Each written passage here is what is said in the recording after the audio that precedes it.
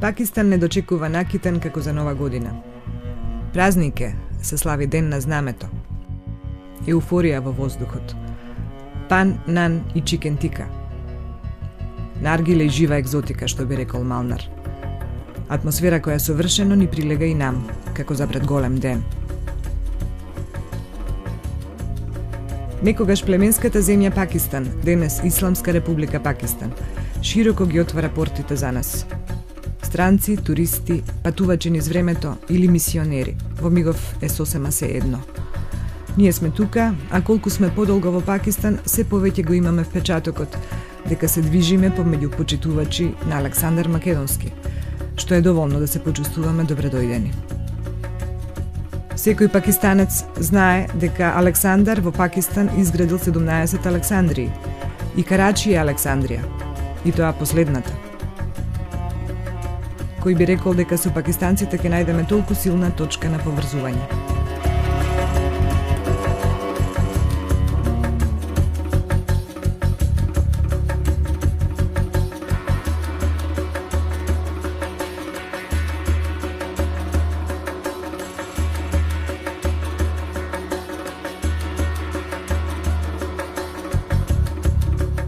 Се е подготвено за последната етапа од нашето патување.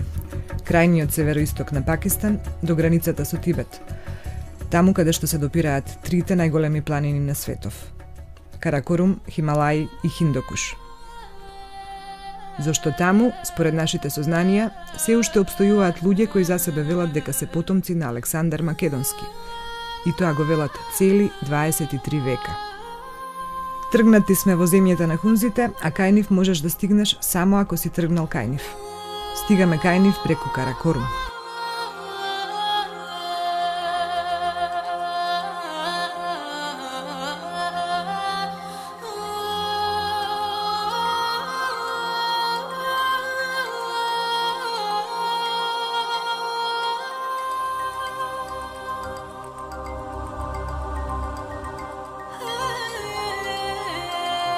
Возејќи по ова чудо во историјата на патиштата ми станува јасно зошто хунзите останале изолирани сите овие векови наназад, скриени во своето Хималајско царство од остатокот на светов.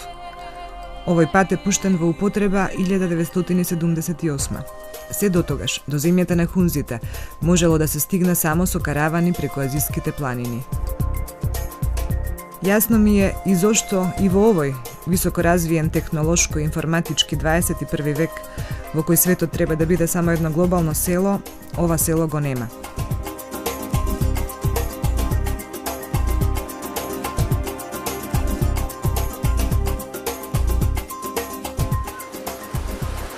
Од најславните македонски времиња има една приказна за Александар, поврзана токму со една ваква река, можеби токму ова, која јас ја прочитав кај Квинт Куртиерус.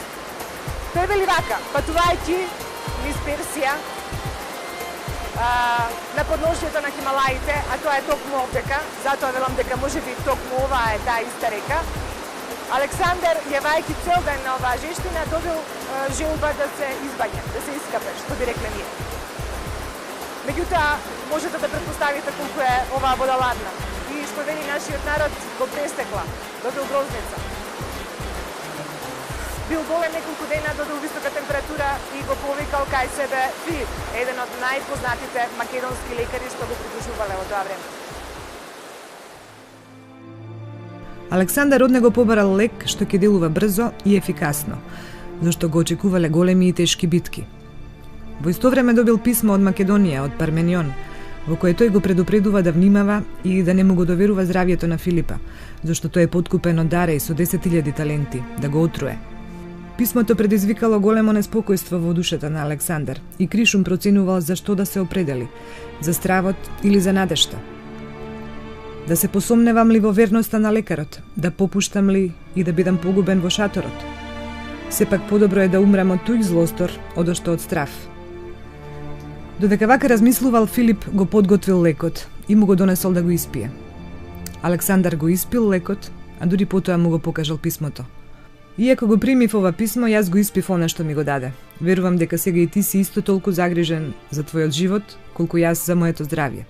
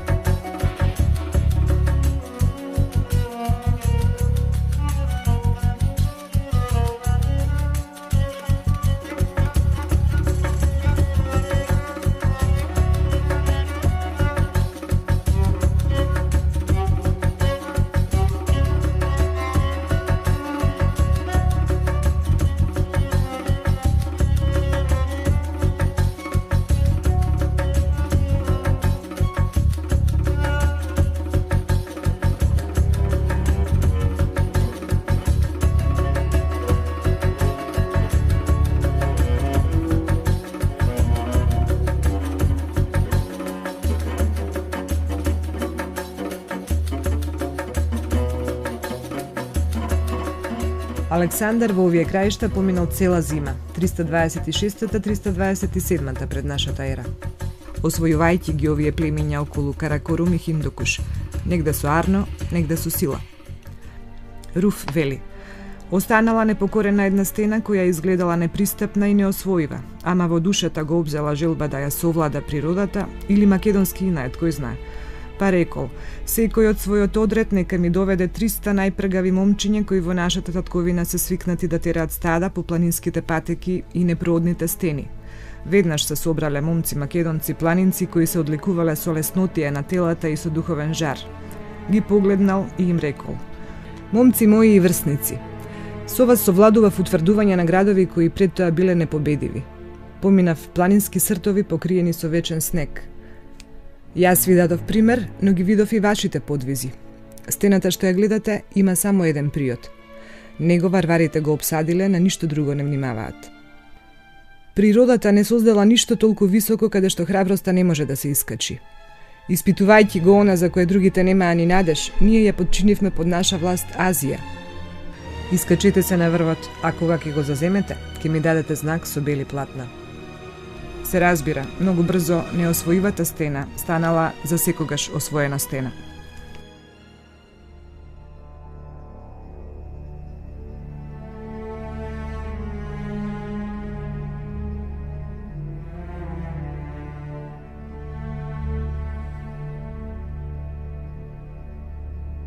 Информациите за хунзите се вистинска реткост од една едноставна причина.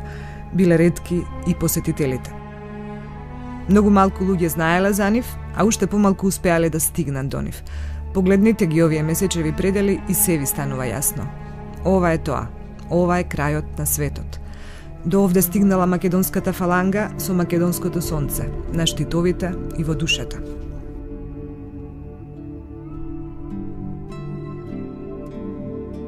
Ние сме уште на Каракорум Роуд. Просечна брзина на движење на нашиот джип 25 км на час. Возиме веќе 19 часа. Не фаќа ноќ, околу нас исчезнуваат сите траги на цивилизиран свет.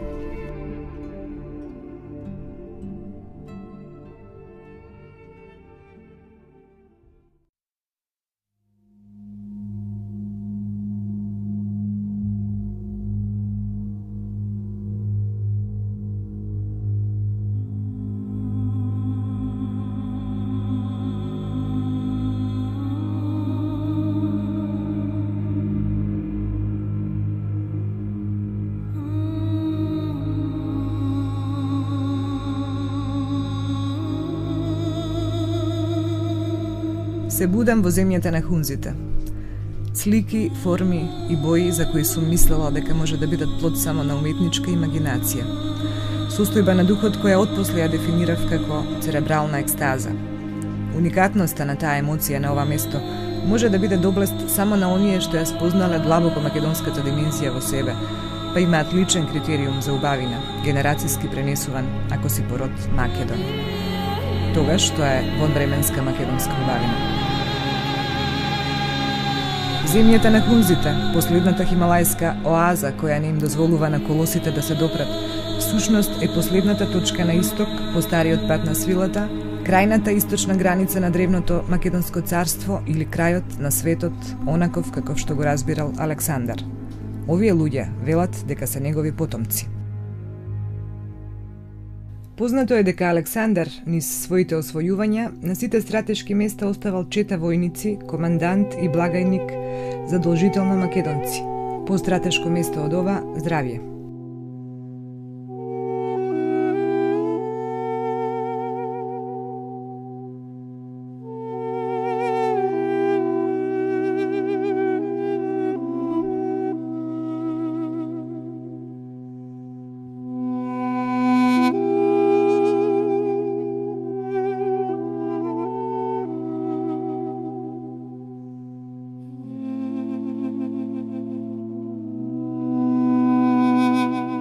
Хунзите до неодамна верувале во своите антички богови. Исламот го прифатиле само пред 50 на години. Следбеници се на Ага Кан, најлибералната струја во муслиманскиот свет, карактеристична пред се поеднаквоста на мажот и жената. 95% од хунзите се писмени, Повеќето од нив зборуваат англиски, во обкружување на народи со огромен процент на неписменост. Заради тоа и заради некои други нешта кои може да бидат резултат само на некаква длабока генетска порака, хунзите не само што не се племе, како што обично ги нарекуваат, туку се релативно модерна цивилизација во дефинитивно заостанат регион.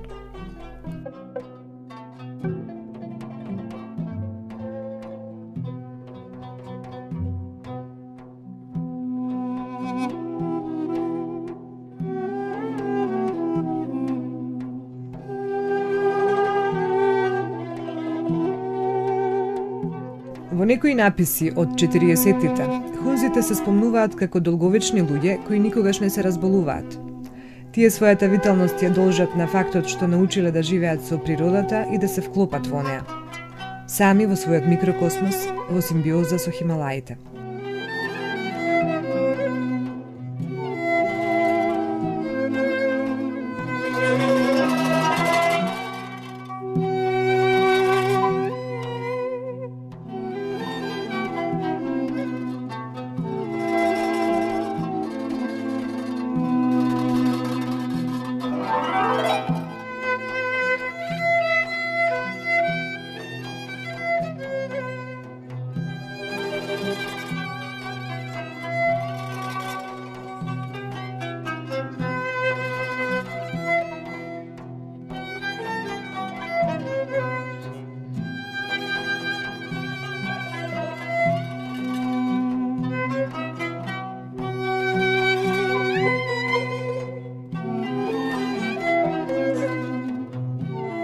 Од отварањето на Каракорум Роуд тие се отворени и за светот.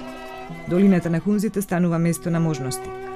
Атракција за освојувачите на врвови или последна станица кон Тибет. Новиот свет полека, но сигурно навлегува во земјата на хунзите или во последното изгубено царство на Хималаите. Еден човек во земјата на хунзите ми кажа реченица што ме наежи. Замисли, ја рече големината на Александар, што му успева да не поврзе и после 23 века овде на крајот на светот. Ви станува јасно дека вистината никогаш не може да се изгуби низ маглите на историјата. Доволна е само иницијација и еден цел процес несопирливо започнува. Се она што 23 века било длабоко замрзнато во ледениот брег на колективната македонска меморија, излегува како сознание, како доживеана визија или како свест за себе. Процесот што започна, некои го нарекоа македонизам. Тој кај хунзите никогаш не престанал.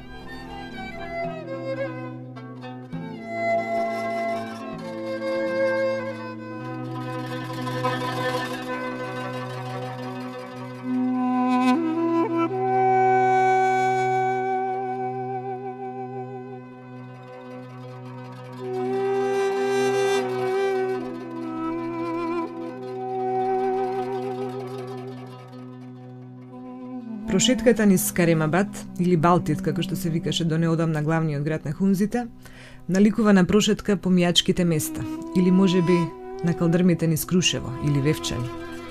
Дуќанчиња исти како во Охридската чаршија. Вес идентичен на овој имам купено на пазарот во Струга. Веројатно сите овие препознатливи асоцијации ме прават да се чувствувам како дома. Ова е тврдината Балтит. Некогаш тврдина за кралевите на хунзите, денес музеј. Културолошко-антрополошките анализи на овие градби ќе оставам да ги направат архитектите, затоа колку битието на еден народ се рефлектира во архитектурата. Мене оваа градба ми личи на македонски манастир. Го пропатувавме Пакистан од крајниот југ до крајниот север, навистина не видовме слична архитектура. Првата комуникација со нашите далечни роднини звучеше вака. Italian. No, Macedonian. Macedonian? Yes. You know where is Macedonia? We are the same? Yes. We are very same. Relatives. Yeah. So she looks like many women here. Yes. Roots. It's unique. It's very unique. How do you say arm? This arm. This shaka. Yeah.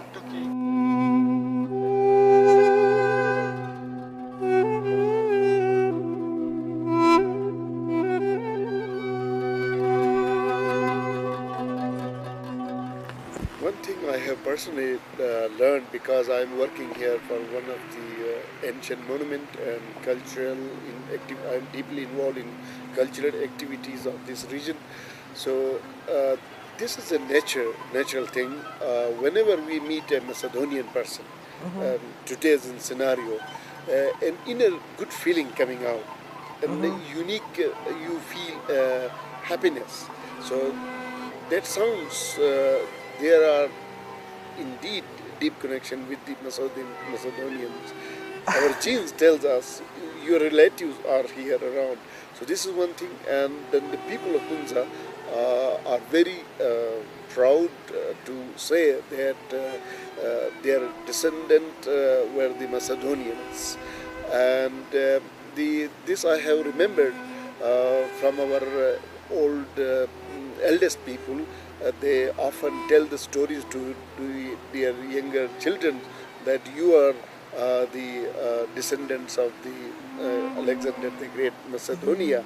So that has been inherited in the hearts of the people. So, one thing I want to say hello to the people of the Macedonians, our ancient root, and please, I want to convey our warm feeling to the people of Macedonians, and this message of my heartfelt warm feelings take into the Macedonia and may kindly be aired and to reach to each and every person of the Macedonians.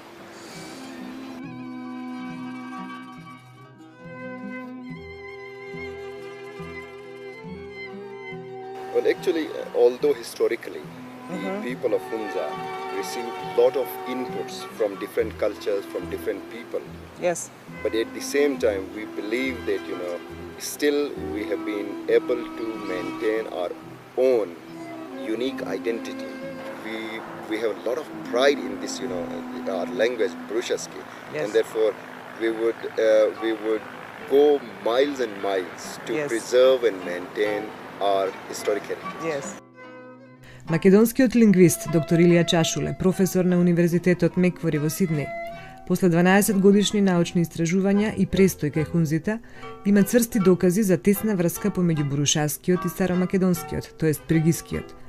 Некои бригиски зборови се и до ден денес зачувани во современиот македонски јазик. Тоа се зборовите бара, вади, врне, турне, гази, брка, се вика и така натаму и така натаму. Бурушаскиот звучи вака. Чил минува, шапик шиба, чај минува, баю мива, бе шакер мива, чај. Ете џар асо ке баю мива, шакер мива, ке ҷида ете гореча. Амулум докова, матанум докова, асирум докова, ете џар асо. Мена ба ун џар асо. Ете тум да унар гор, ҷагабар ҷеичам ун џар асо ко торан. Амула ничаму, Matan bilaha, jipulu nicha, be piadal nicha, amula nicha, ite jar aso. Yeah, in fact, I met our good friend Ilya, but for a brief time. However, I also read his draft paper, Yes. which he researched, trying to establishing a link, historical link between the language of Macedonia and the Brushaski. Yep. We have been, a lot of people are telling us, particularly, the Britishers who did a lot of research here, Yes. they are saying that, look, I mean, this is a language which is very isolated, which has Nobody no roots, in the world you know, speaks. Yes. and which has no roots. That really worries me. If I don't have a roots, what am I going to do? Yes, I yes, need a yes. roots in order to Yes. prove my identity. So I think because of age, we have been listening from our parents and grandparents that this area was first populated by the soldiers of the Alexander the Great, who for various reasons left behind, and then later on they settled over here, and that he or maybe or other people after him or those who are interested in this area may able to establish a fact that the Brushaski, this came from Macedonia. Хунзите се дел од Пакистан од 1974 година. Дотогаш тие живееле во своја држава со свој крал, кој ја има титулата Мир. Кралот на хунзите се вика Разан Вархан.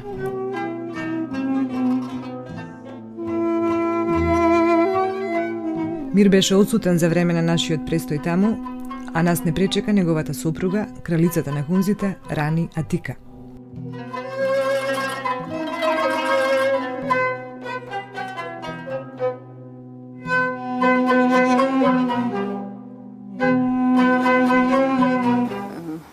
Let me tell you firstly that Parda was never here in Hunza.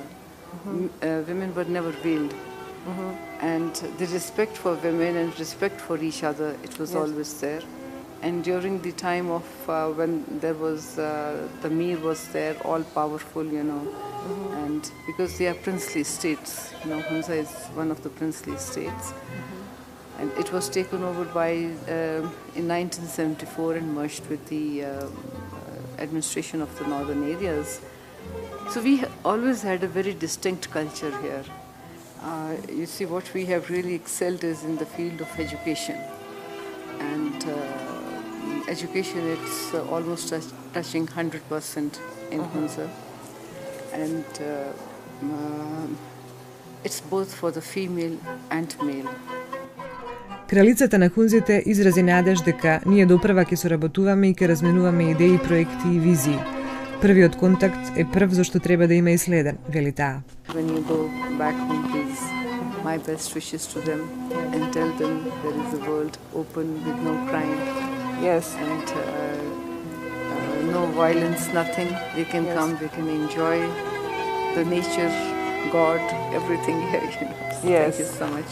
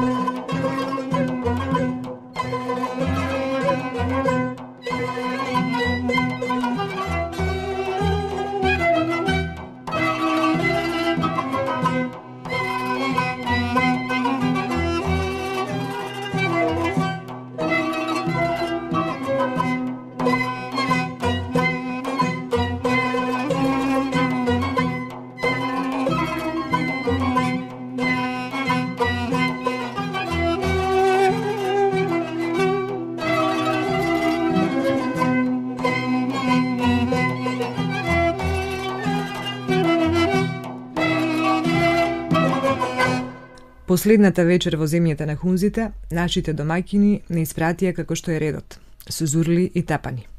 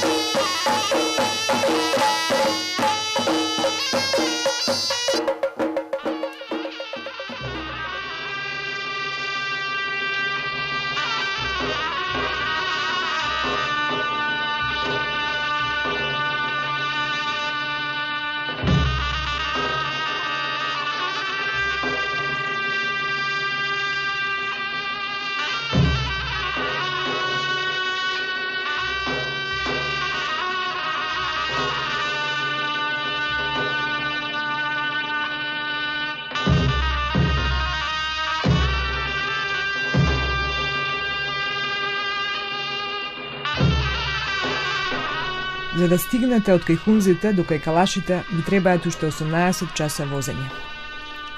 Назад до Гилгит, преку Каракорум, па по Хиндукуш се до границата со Афганистан.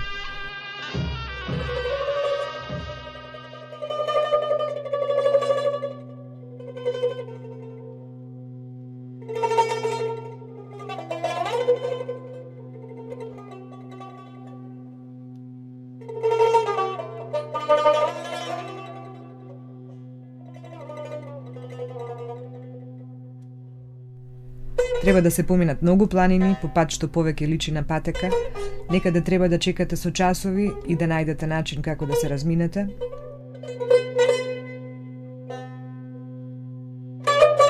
А некаде едноставно морате да платите, ако сакате понатаму.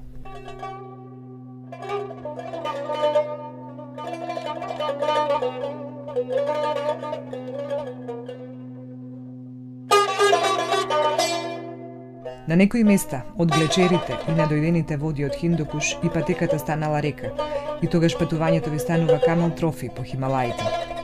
Само што нашиот трофеј на ова патешествие ќе бидат калашите. Одвај 3-4 илјади луѓе во 3 села, скриени во пазувите на Хиндукуш. И тие, како и хунзите, за себе тврдат дека се директни потомци на Александар.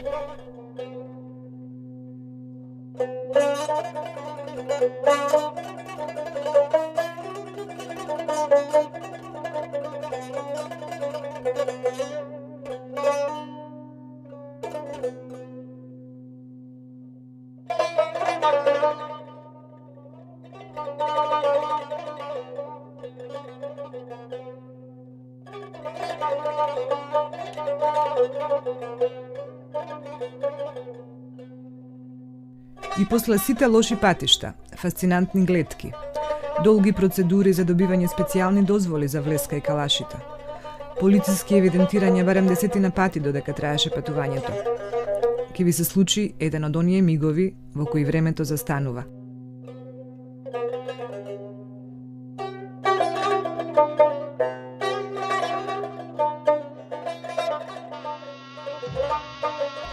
Како момент од претходниот живот, како македонско дежаву, некакви лични визии за чинот на допирање со личната суштина. На еден мост како Бошков мост, по една река како Гарска, по еден пат како низ јама, вртиш лево за Бамбурет. Едно од 3 села во долината на Калашите.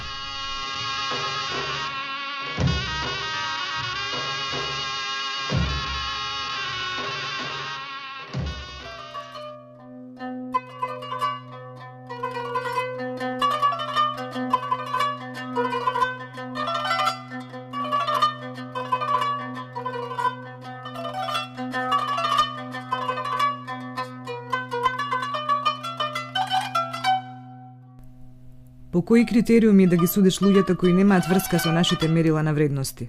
Луѓе кои нигде не брзаат, не се оптеретени со стекнување материјални вредности, туку живеат како што ќе им додели судбината. 21 век, светот врие, завршува еден круг, почнува нов.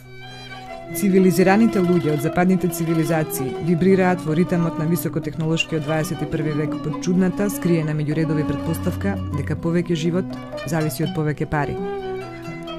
А пред тебе се луѓе за кои тоа не важи. Те дочекуваат како да те познаваат цел живот. Се случува спонтана интеракција после која чувствуваш дека душата ти ја дала, но истовремено ја имаат и твојата, комплетно и апсолутно.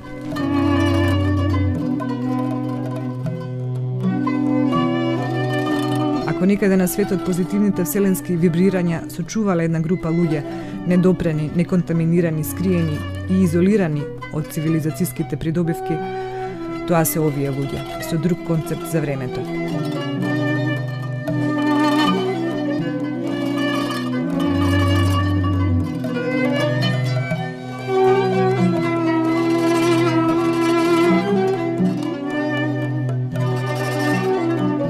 За калашите не постои научна студија.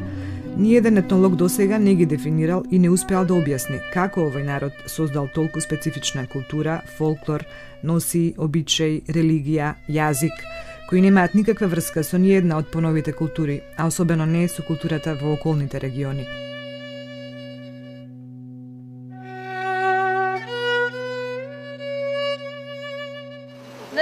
Гледате што сакам да ви кажам? Едноставно македонски вест против фактите не можеш ништо.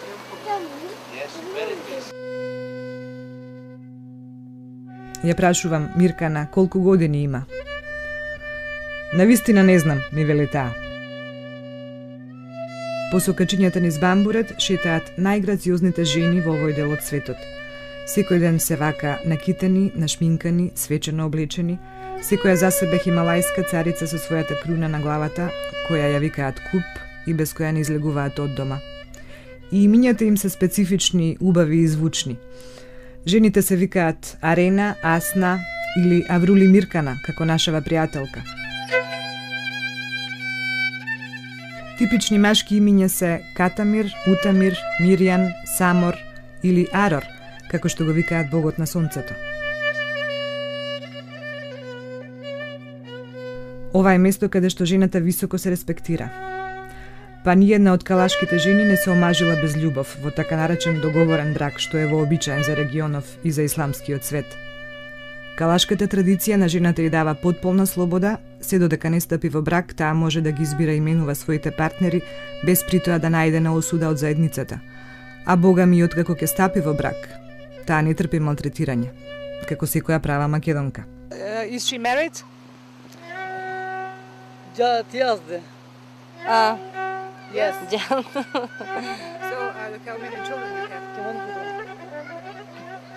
Чава сати кимон мон. Four. Four. 4 children. Do choose one. Two daughters. Do daughter. You Kalash people don't have arranged marriages, I have heard. Is it true? Yeah, of course. So I will ask her, did she love her husband before married? You know that the thing the roof was just out of Jackie. Yes, you love Yes, him. yes, Huh? yes. You love him still? Ah. Huh?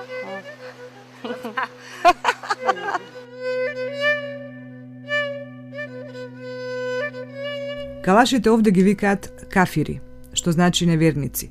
Имаат уникатна и автентична религија, веруваат во духови и самовили и во 12 богови. Врвниот бог Имра, па потоа Мони, Гиш, Багист, Аром, Санру, Сатарам и други. И нивните храмови се мистични и чудни. Внатре тие палат ритуални огнови, принесуваат жртви на духовите и на боговите. Чудни се нивните обичаи, танцуваат и пеат и на веселби и на погреби, бидејќи исто ги почитуваат и животот и смртта. За нив умирањето е само поминување од светот на живите во задгробниот свет. Затоа калашите и живеат со своите мртви и нивните гробови се отворени, за да можат да комуницираат со нив. 40 дена по смртта палат свеќа на гробот на мртвиот. А ако бил добар човек, до гробот стои еден од нивните тотеми. Велат дека калашите имаат церемонија за влегување во подземниот свет, за повторно да ја видат земјата од која што дошле. Досега на таа церемонија никогаш не викнале ни еден турист.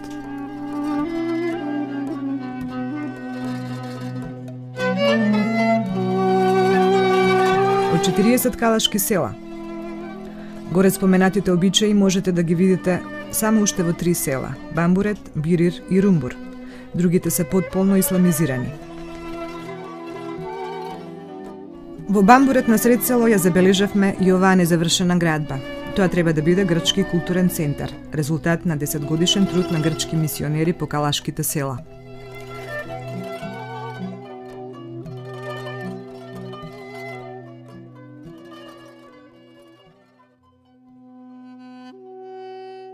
So hello, I'm from Kalash Valley. So hello to Macedonian people. I'm same family from Macedonians. We have different explanations, but I think in my research, so when Alexander came in this area, so he divided his army in 2 parts. The Alexander the Great, he came by Khyber Pass, not by this valley. So he's one of the journal. He took the army, the second part of army, and he came from this way, Lavari Pass. So here is the Kalashian people, we call Kalashian people. So they're also from Macedonian. So how they live here, how they start to live here. So that is a very important question. So at that time, so it is a very long way from Macedonia to here. It took 8 years. So some people are sick, some people have an injury. So who have an injury, who have a sickness, so in our explanation, they start to live here. They cannot go with the Alexander the Great, so they stop the Alexander the Great and they start to live here in this valley. So they are still like that time, you know, their culture, their tradition. It's same like that about 326 BC. So people said they are same like that time, living like that time. But Kalashian and the Hunza people, they are totally different from the part of Pakistan. You know, the language, history, and culture is totally, living life is totally different. So they are not from here. Hunza people and the Kalashian people, they are of course from Macedonia. Actually, just I know, you know, we are from Macedonia in Hunza. The history, you know, it's become father to son and son to son, son to son, son to son. Nobody write a book or some explanation. So this is the true explanation, I think. And later, you know, in that time here in the Hunza also there is no education. But the people say we are from Macedonia. We are from Macedonia.